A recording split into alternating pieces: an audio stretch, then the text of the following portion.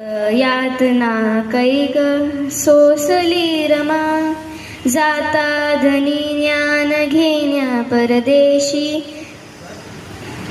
चिंतेत झोपली कितीदा उपाशी, जीवाची ना केली तमा, भीम सावली झाली रमा.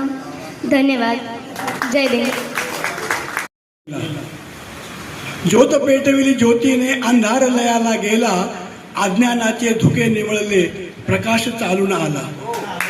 शब्दा शब्दातून कळाला अर्थ समुपदेशाचा, शब्दा शब्दातून कळाला अर्थ समुपदेशाचा.